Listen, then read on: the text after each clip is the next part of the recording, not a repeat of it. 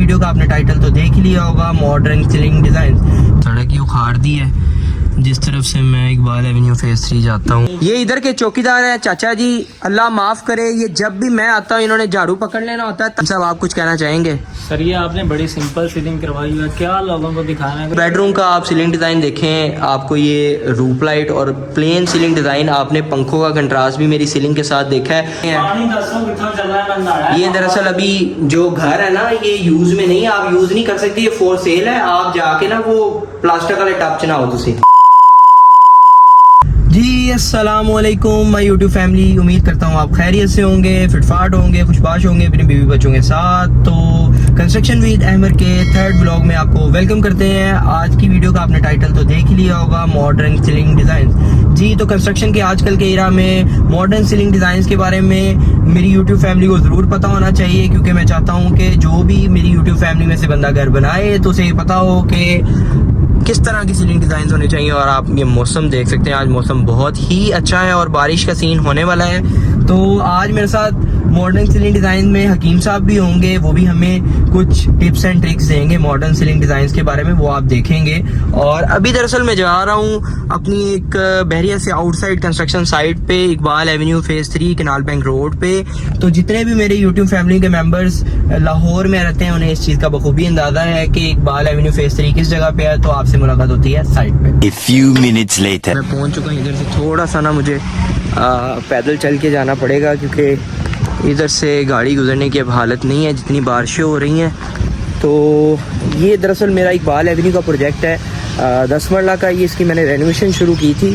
तो जब आज मैं इसका एलिवेशन आपको दिखाऊंगा तो आपको वो पिक्चर भी मेंशन करूंगा कि जब मैंने इस प्रोजेक्ट को फर्स्ट टाइम देखा था और सोचा था कि इसको मैंने एक शाहकार फ्रंट एलिवेशन में और शाहकार घर में तब्दील करना है। ये देखें जी, तो ये एक रेनोवेशन प्रोजेक्ट था मेरा 10 मरला का इकबाल एवेन्यू में।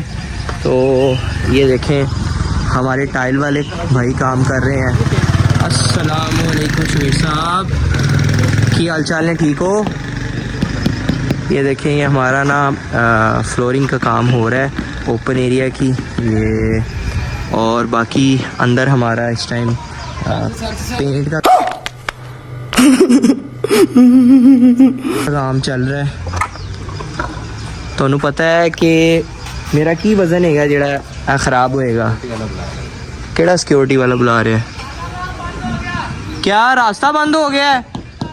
चलें कर देते हैं गाड़ी साइड पे। A few inches later. तो मैं गाड़ी साइड पे करके आ गया हूँ और ये मैं साइड पे पहुँच गया हूँ। ये देखिए ये हमारा पेंट का काम चल रहा है।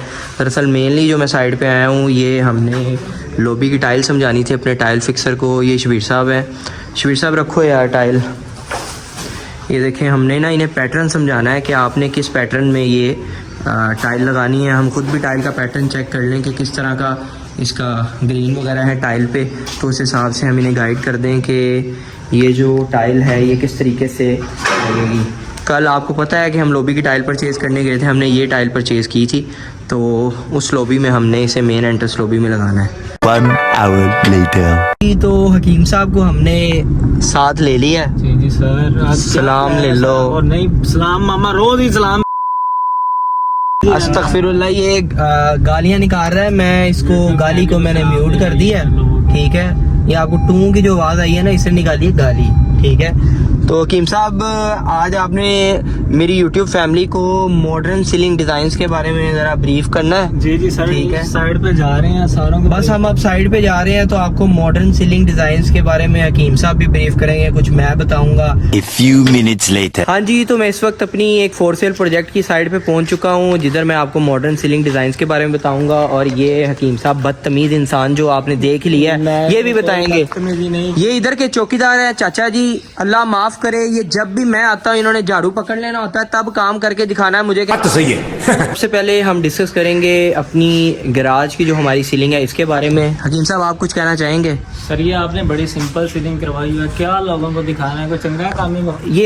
ये फजूली बातें करेगा, मैं आपको बताता हूँ। दरअसल गैराज में हमारी सीलिंग डिज़ाइन जितना सिंपल होगा उतना बेहतर होगा, क्योंकि बाहर डस्टी वेदर, बारिश वगैरह का, छिपली, कीड़े मकोड़े वगैरह आते हैं। तो जितनी छत प्लेन होगी उतना बेहतर होगा। डस्ट से भी बचेंगे और ये आजकल की मॉडर्न कंस्ट्रक्शन में ये अच्छी भी लगती हैं। सर आपने कीड़े मकोड़ों का जिक्र किया, वो कीड़े निकल रहे हैं। अच्छा, ये कीड़ा निकला है सीलिंग से, ये हमने अभी अभी देखा है।